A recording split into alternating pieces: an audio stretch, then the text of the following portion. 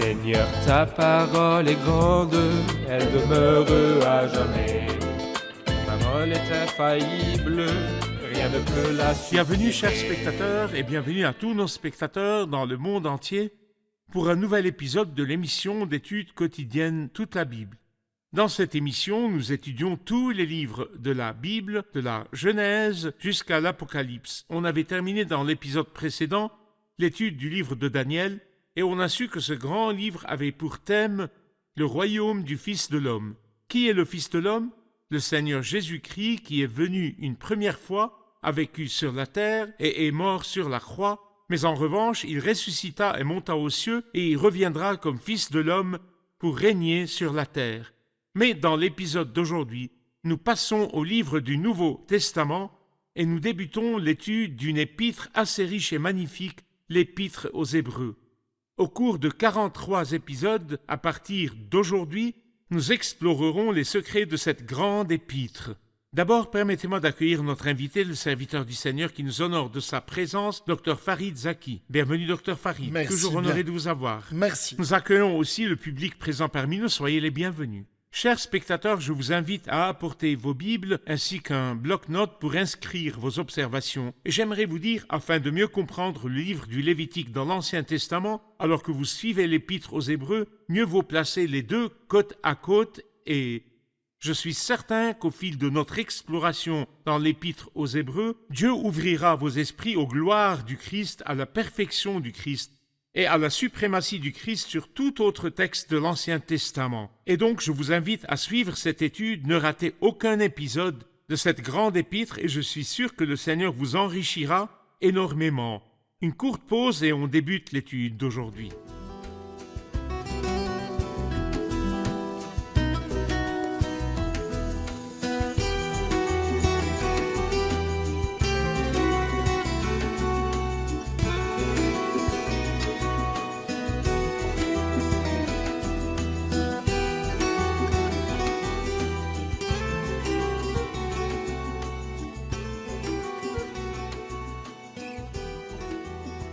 Bienvenue, Dr Farid. Merci, Honoré pareillement. de vous avoir. Merci.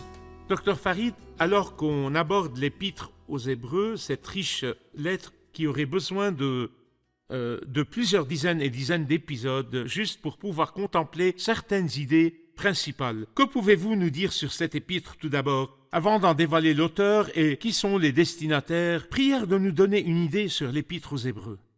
Je trouve l'Épître aux Hébreux l'une des plus riches lettres du Nouveau Testament lorsqu'il s'agit de la personne du Christ.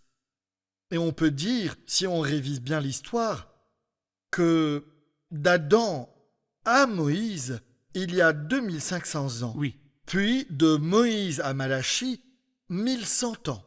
Et de Malachie à la venue du Seigneur Jésus, 400 ans. Et pendant toutes ces périodes, toutes les révélations transmises par les prophètes au peuple au sujet de Dieu furent partielles jusqu'à l'apparition de la totale révélation à travers notre Seigneur Jésus-Christ. Cette totale révélation fut comme un soleil éblouissant après la nuit qu'éclairaient les petites lumières de la lune et des étoiles. Cette grande révélation, on la retrouve dans l'Épître aux Hébreux puisqu'elle parle le plus de la personne du Christ, de ses gloires, de son ministère intercesseur comme le grand prêtre suprême dans les cieux, ainsi que de la nature du christianisme et combien il est supérieur et de beaucoup au judaïsme. bien. Nous avons su, d'après les règles de compréhension de la parole de Dieu, que l'Ancien Testament nous est proclamé et expliqué dans certaines parties du Nouveau Testament. Oui, Nous aimerions aussi savoir tout d'abord, avant de commencer à étudier cette lettre, quels sont les livres de l'Ancien Testament qui sont liés à l'Épître aux Hébreux pour que nos chers spectateurs puissent les comparer ensemble et comprendre la pensée de Dieu concernant ces livres. pour bien comprendre l'idée de la tente de la rencontre qui est expliquée dans le livre de l'Exode depuis le chapitre 25 et jusqu'au chapitre 40, on ne peut dépasser l'Épître aux Hébreux. Et aussi, pour comprendre le livre du Lévitique, y inclut les sacrifices, les rituels, les fêtes et célébrations et tout ce qui concerne le rite juif, on ne peut le lire qu'à la lumière de l'Épître aux Hébreux. Donc si l'un des spectateurs a du mal maintenant à saisir certaines parties du livre du Lévitique, eh bien aujourd'hui, en suivant l'étude des Hébreux, et avec les prochains épisodes, il comprendra sûrement ce grand Parfait. livre. Docteur Farid, comme pour chaque épître ou tout livre dans la Bible, il nous faut d'abord savoir qui en est l'auteur. Certainement, l'auteur principal, c'est l'Esprit Saint. Mais qui utilise-t-il comme humain pour écrire cette lettre? En fait, il n'y a pas d'unanimité exclusive parmi les interprètes de la parole de Dieu sur l'identité de l'auteur de l'épître aux Hébreux. En particulier, cette partie de la parole de Dieu comporte trop d'opinions et d'idées, si bien que l'un des interprètes du nom de Moffat avait dit que la plupart des personnages éminents du Nouveau Testament peuvent être proposés comme auteurs possibles de cette lettre. On peut distinguer parmi ces auteurs, ou encore parmi la plupart de ces personnages, un tout petit nombre. Certains suggèrent Pierre, d'autres penchent pour Luc, quelques-uns nomment Philippe et d'autres Paul. Certains désignent Apollos et d'autres Barnabé, ainsi que d'autres. Sauf quand étudiant l'épître de près, avec calme et avec réflexion, on trouve dans cette lettre des preuves externes et internes qui poussent à croire que l'auteur de cette épître, l'épître aux Hébreux, c'est l'apôtre Paul. Quelles sont ces preuves? Par exemple, numéro 1, l'auteur était une personne qui était en prison. Alors il dit à ses destinataires au chapitre 10, « Vous avez eu de la compassion Bien. pour moi dans ma prison, ou pour moi comme l'un des prisonniers. » Numéro 2, l'épître fut écrite en Italie, puisqu'il dit au chapitre 13, « Ceux d'Italie vous saluent. » Chapitre 13. Parfait. Numéro 3, Timothée était le compagnon de l'auteur. Il dit au chapitre 13, verset 23, « Sachez que notre frère Timothée a été relâché. S'il vient assez tôt, j'irai vous voir avec lui. » Numéro 4, le style de l'écriture, en fait, ressemble beaucoup à celui de l'apôtre Paul. Et ajoutons une preuve plutôt indélébile. C'est que Pierre, dans sa deuxième et dernière épître, vers la fin de sa vie, alors qu'il écrivait aussi à un groupe de chrétiens d'origine juive, montre clairement que Paul leur avait écrit, disant dans 2 Pierre 3, verset 15, « Considérez bien que la patience de notre Seigneur est votre salut. Notre bien-aimé frère Paul vous l'a aussi écrit, conformément à la sagesse qui lui a été donnée. » On ne considère pas que Paul avait écrit des lettres à d'autres co-nations, sauf l'épître aux Hébreux, qui est la seule adressée aux Juifs. Donc ça, c'est pour les preuves internes et externes. Mais il y a aussi des raisons logiques. Clarifiant pourquoi Paul a changé de style, omettant de mentionner son nom ou l'a remis à plus tard. Mais encore, il y a plusieurs indications dans cette épître prouvant que Paul en est l'auteur. Comme quoi? Comme quoi, par exemple, l'auteur de cette épître devait être juif, un disciple très bien formé et au courant de tous les aspects de la loi. Exact. La loi juive, les règles, les rites et tout ce qu'elle comporte. Par exemple, lorsqu'il dit au chapitre 13 « Sortons donc pour aller à lui à l'extérieur du camp en supportant d'être humiliés comme lui. » Qui peut saisir le terme « camp » Eh bien, c'est un homme bien éclairé, un homme juif. Numéro 2. Elle contient une pensée, selon certains interprètes, philosophique. L'auteur était familiarisé avec la philosophie grecque ou hellénistique. Et Paul était bien formé et cultivé en culture hellénistique grecque. Et aussi, l'auteur était en prison à une certaine époque de sa vie dans la région où se trouvaient les gens à qui il s'adresse. C'est pourquoi il leur dit au chapitre 10, verset 34, « Vous avez eu de la compassion pour moi dans ma prison, et vous avez accepté avec joie qu'on prenne vos biens, sachant que vous aviez au ciel des richesses meilleures et qui durent toujours. Et encore, je l'ai dit, mais je le répète encore pour compléter l'image et achever le puzzle. L'auteur était prisonnier en Italie et Timothée, son compagnon et messager. D'après l'étude des autres lettres, nous savons que Paul envoyait Timothée aux différentes églises comme celle de Philippe. Il leur dit « J'espère vous envoyer bientôt Timothée, afin d'être moi-même encouragé par les nouvelles que j'aurai de vous. » Donc l'image nous dit que l'auteur est Paul, il est emprisonné en Italie et accompagné de Timothée qui fut envoyé aux communautés et ainsi de suite. Ainsi, l'image se complète devant nous. Donc, après toutes ces preuves internes et externes, tout pousse à penser que l'auteur est bien l'apôtre Paul. Tout à fait. Si vous permettez, nous allons suivre un court reportage puis prendre une question du public. Nous savons parfaitement que sacrifier sa vie pour les autres est la forme de don la plus noble, tout comme Socrate qui but la ciguë ou le Christ qui fut crucifié au lieu appelé le crâne. Bien que je n'ai aucunement l'intention de discuter ce principe, il faut souligner que penser au Christ de cette manière est en fait un blasphème.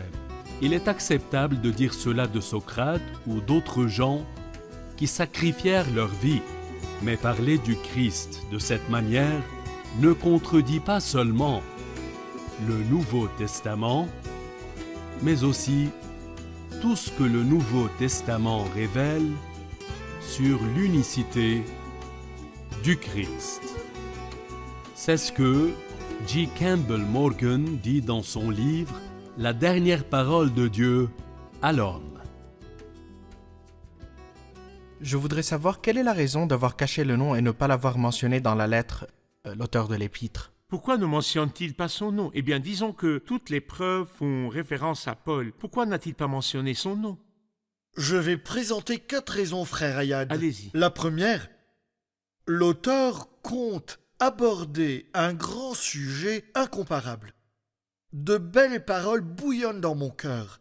Il compte parler de la grandeur du Christ et de ses gloires. Deuxième chose, il voit bien que l'état de ses destinataires est grave. Il veut les secourir et les sauver. Suite à la pression que cette affaire dans ces 2 dimensions exerçait sur lui, il ne voulait pas vraiment y être impliqué en citant son nom. Ça me rappelle quand le Seigneur Jésus, en envoyant les disciples en mission urgente vers les villes des Israélites, leur avait dit « L'affaire est urgente. Et ne saluez personne en chemin. Le sujet est urgent. » C'est l'une des raisons.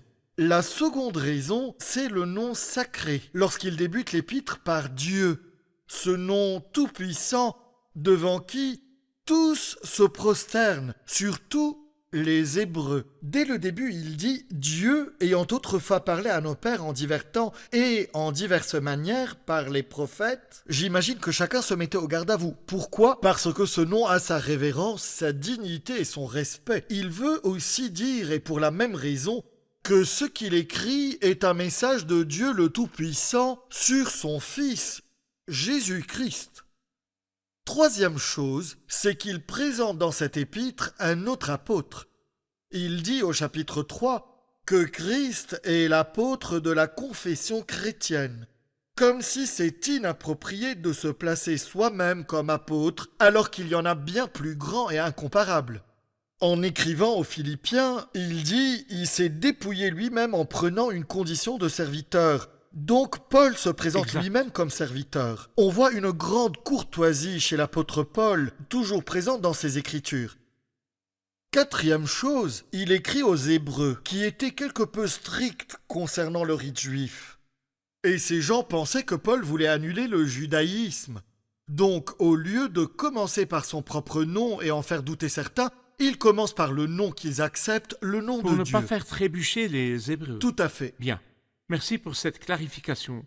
J'aimerais aussi savoir, comme avec chaque livre, et d'ailleurs nous avons découvert qui est l'auteur, toutes les preuves penchant en faveur de Paul, et pourquoi il n'a pas cité son nom selon les 4 preuves que vous avez présentées. Ouais. On aimerait savoir la date de l'écriture, et à qui cette lettre est adressée, à quel genre d'Hébreu.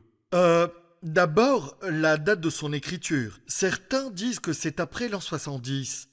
D'autres reviennent encore plus en arrière disant qu'elle fut écrite en l'an 85 ou 95-96 après Jésus-Christ. C'est bien clair dans l'épître même, notamment vers la fin, que le temple existait encore, frère Ayad. C'est vrai. Et donc il leur dit, sortons donc pour aller à lui à l'extérieur du camp. En effet, Correct. ici-bas, nous n'avons pas de cité permanente et qui est Jérusalem. Le culte rituel était encore Le présent. culte rituel était encore présent, bien qu'il mentionne que ce dernier est en voie de disparition et de déclin. Ce qui y implique ou exige qu'elle fût écrite avant 70 après Jésus-Christ, Très bien. suite aux indications qu'elle comporte. Parfait. Donc c'est probable qu'elle fut écrite avant la Probablement. destruction du temple. Oui. Mais à qui s'adressait-elle? À quel genre d'Hébreux? Était-ce des Hébreux qui suivaient encore le judaïsme? Oui. Ou bien des chrétiens hébreux? Ou quel genre d'Hébreux? Elle fut adressée à des Hébreux convertis au christianisme, tout en notant que la plupart avaient la foi véritable, mais endurée. Persécution et souffrance, donc ils avaient besoin d'encouragement. D'accord. Mais une petite minorité s'était contentée d'une profession de foi Superficielle. superficielle parce qu'elle avait vu des miracles, ainsi que des milliers se convertir à la foi chrétienne. Ils en firent de même. Ceux-là commencèrent à montrer des signes de recul, alors il leur adresse un avertissement. Et donc il leur parle beaucoup d'apostasie. Il leur parle d'apostasie, exactement. Mais le mot hébreu a aussi une grande signification pour nous. Le premier à être appelé hébreu, c'est Abraham. Ils sont donc de la lignée d'Abraham, et pas seulement des Juifs. Numéro 2, ils vivaient en Palestine. Numéro 3, ils pratiquaient toutes les coutumes juives. Numéro 4, ils parlaient l'hébreu familier qu'on parlait en Palestine. C'est pourquoi il est probable que ceux à qui il s'adressait étaient une communauté vivant en Palestine. Très bien. C'est pourquoi il leur parle de sortir, sortons à l'extérieur du camp. Exactement. Bien. Tout à fait. Nous avons su donc la date d'écriture et à qui cette lettre était adressée, aux Hébreux, et su aussi que ces gens étaient juifs mais Oui. sont devenus chrétiens. En tout cas, la majorité d'eux étaient de vrais chrétiens, mais une minorité ne professait Christ que superficiellement. Et Exact. c'est à ces derniers qu'il parle plus tard d'apostasie. Parfait. Si nous voulons parler, Dr Farid, du sujet de cette lettre, comme Oui. on le fait avec chaque livre a son sujet. Quel est celui de l'Épître aux Hébreux? J'avancerai plusieurs opinions de plusieurs interprètes vénérables. Allez-y. Par exemple, l'un de ces interprètes, qui est McGee, nous dit « En fait, si l'Épître aux Romains nous dévoile l'importance vitale de la foi chrétienne, celle aux Hébreux nous révèle la suprématie de la foi chrétienne. Et moi, j'admire beaucoup cette expression « suprématie de la foi », ou en d'autres termes, la suprématie du Christ et toutes les bénédictions qu'il amène sur toute personne et tout ce qui l'a Très précédé bien. dans le judaïsme. C'est pourquoi le mot plus ou supérieur est répété dans cette lettre 13 fois. Par exemple, on lit devenu d'autant supérieur, qu'il a hérité d'un nom bien plus remarquable. Espérance meilleure, sacrifice supérieur, Très bien. meilleure alliance, tabernacle plus parfait, ainsi de suite. Puis un autre écrivain, F.B. Hall, dit que cet épître nous montre la suprématie du christianisme sur le judaïsme, tout en sachant que le judaïsme était externe, public, facile à accepter. Mais le christianisme, c'est par la foi intérieure, et donc difficile à accepter. Malgré cela, le christianisme est bien supérieur au judaïsme et de façon incommensurable. Un troisième avis, celui de Hamilton Smith, nous montre que c'est une épître du désert, le peuple de Dieu traversant le périple de la vie avec toutes ses souffrances, ses défis et ses dangers. Et donc, il a besoin de l'intercession du grand prêtre suprême, Christ qui est aux cieux. Donc cette lettre met l'accent sur ce sujet même, et il ajoute aussi une belle expression, à savoir que si nous voyons le péché dans Romains comme culpabilité, digne de châtiment, oui, on le voit dans Hébreux comme impureté exigeant la purification. Et donc dès le premier Exact. verset, dès la première partie, après avoir accompli au travers de lui-même la purification de nos péchés. Merci bien, Dr Farid. Nous allons prendre une question du public. On a besoin d'avoir une idée sur le plan général où les sections de l'épître, elles sont comment? Prière de nous diviser l'Épître, Dr Farid, pour nous en faciliter l'étude. Elle comporte plusieurs sections. J'en prends une qui est axée sur la personne du Christ. C'est le centre ou l'axe selon lequel se divise l'épître. Très bien. Et donc, on aura 7 sections. 1. les gloires de la personne du Christ comme Fils de Dieu et de l'homme, ce que nous trouvons dans les chapitres 1 et 2. 2.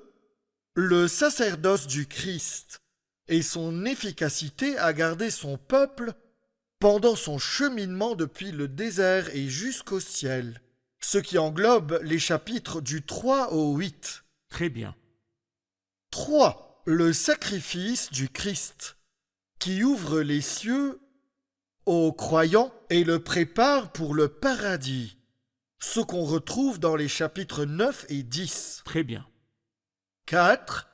La progression confiante du croyant vers le ciel où se trouve le Christ. Et c'est le reste du chapitre 10. 5. La vie de foi, la voie de foi, ou le parcours de foi, où nous cheminons tous et où marchèrent avant nous beaucoup de héros et qui nous mène au ciel. C'est le chapitre 11, le fameux chapitre. 6. Les différents moyens utilisés par Dieu avec son peuple pour affermir leurs pas sur la voie menant au ciel. Chapitre 12.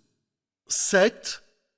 La bénédiction qu'on reçoit lorsqu'on se positionne hors du camp et qu'on suppose d'être humilié comme Christ. Chapitre 13. Merci, Dr Farid, pour cette classification. Je suis sûr qu'elle nous aidera et aidera tous les Sans aucun spectateurs doute. à mieux comprendre cet épître. Sûrement. J'ai une dernière question.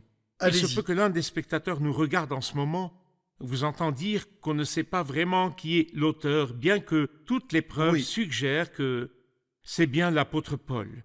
Le fait de ne pas mentionner directement l'auteur du livre n'affaiblit-il pas l'impact du livre écrit? Je pense que non, car simplement, comme vous l'avez dit au début, l'auteur véritable, c'est l'Esprit Saint. Lorsque Pierre dit le fameux verset « Car ce n'est jamais par une volonté d'homme qu'une prophétie a été apportée, mais c'est poussé par le Saint-Esprit que des hommes ont parlé de la part de Dieu », l'auteur original, c'est l'Esprit Saint. Numéro 2. Quiconque lit ces paroles ressentira leur pouvoir sur sa conscience. Donc, plus on s'approfondit dans l'épître, plus ces paroles nous touchent le cœur, la conscience et nous placent devant deux options et rien d'autre. Ai-je un lien avec cette personne ? Serais-je sauvé et obtiendrais-je les bénédictions ? Ou bien n'ai-je aucun lien et irai-je droit à la perte ? Par conséquent, la puissance de ces paroles indique l'identité du vrai auteur et qui est l'Esprit Saint, Dieu Esprit Saint. Donc la puissance réside dans l'écrit et non en l'écrivain. Exactement. Et ce qui est écrit par l'Esprit Saint. Exact. Merci bien, Dr Farid. Nous arrivons à la fin de l'épisode. Revoyons-le avec notre public. Allez-y.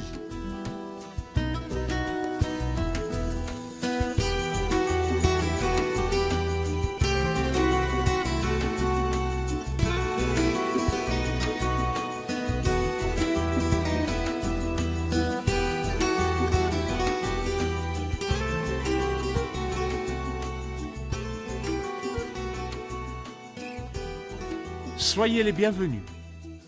Eh bien, nous en sommes à notre premier épisode de l'Épître aux Hébreux et on vient de voir que c'est une épître très riche. J'aimerais savoir tout d'abord, à travers l'épreuve fournie par Dr Farid, qui est l'auteur de cette épître. De nombreuses preuves confirment que l'auteur de cette lettre est l'apôtre Paul. La première est au chapitre 10 lorsqu'il dit qu'il écrit depuis la prison. « Vous avez eu de la compassion pour moi dans ma prison. » Et aussi au chapitre 13, il confirme qu'il écrit depuis l'Italie et il envoie avec son messager ou son disciple Timothée. Et bien sûr le style d'écriture, et c'est évident dans cette lettre que c'est le style de l'apôtre Paul. L'autre preuve qui le confirme le plus, c'est dans 2 Pierre 3, 15, le témoignage de Pierre lui-même affirmant que l'apôtre Paul a bien écrit aux Juifs alors qu'il n'y a pas de lettre adressée par Paul aux Juifs autre que l'épître aux Hébreux. Parfait. Qu'en pensez-vous, Dr Farid? Tout à fait. Très bien. Bien. D'accord. Puisque Paul est l'auteur, pourquoi n'écrit-il pas son nom? Pourquoi ne mentionne-t-il pas son propre nom? L'apôtre Paul compte parler d'une puissante personne, celle du Seigneur Jésus-Christ et de sa suprématie sur toute chose. Il est supérieur aux anges, aux prophètes et à tout. Donc c'est inconvenable de citer son propre nom. D'autre part, l'apôtre Paul commence par le nom sacré Dieu. Et face à ce nom sacré Dieu, c'est difficile de placer quelqu'un d'autre. Et nous avons su au chapitre 3 qu'il parle de l'apôtre de notre confession. Et donc, dans l'épître aux Philippiens, Dieu s'est dépouillé lui-même en prenant une condition de serviteur. Alors, il écrit lui aussi en tant que serviteur du Christ. Troisième chose, c'est pour ne pas faire douter les Hébreux et les Juifs, car il était connu comme l'apôtre des nations. J'ai une dernière question sur les sections de cette épître. Quelqu'un s'en souvient?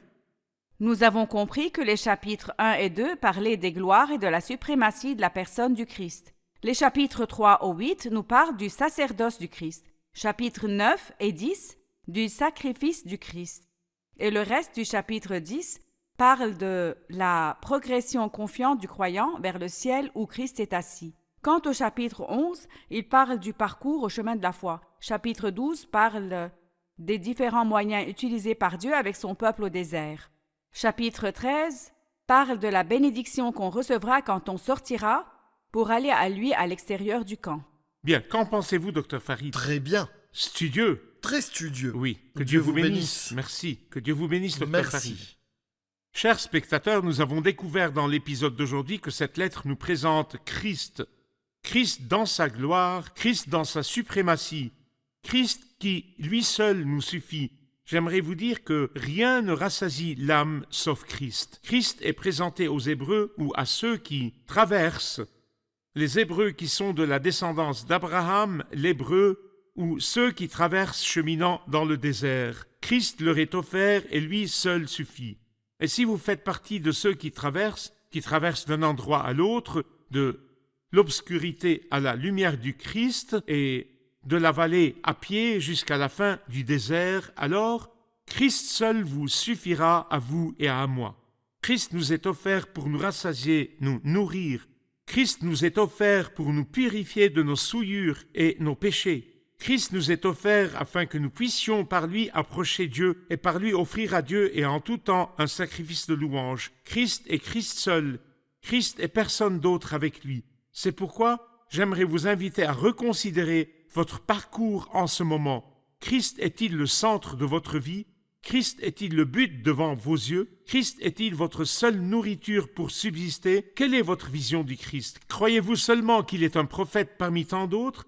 Vous en approchez-vous seulement comme d'un bon enseignant qui apporte à l'humanité de bonnes doctrines? Cette épître présente Christ en tant que Fils de Dieu et aussi comme le reflet de sa gloire et l'expression de sa personne. Elle présente le Christ comme le grand prêtre suprême. Elle le présente comme la raison de tout succès dans la vie. C'est pourquoi je vous invite à reconsidérer qui est Christ, qui est-il pour vous? Et si vous l'avez déjà accepté comme votre sauveur personnel, prenez garde. Prenez garde, n'ajoutez personne. Personne ne fait le poids devant lui.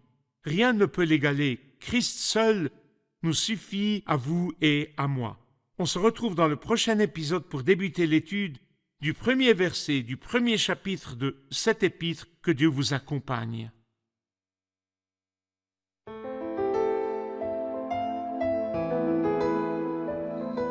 Seigneur, ta parole est grande, elle demeure à jamais. Ta parole est infaillible, rien ne peut la supprimer.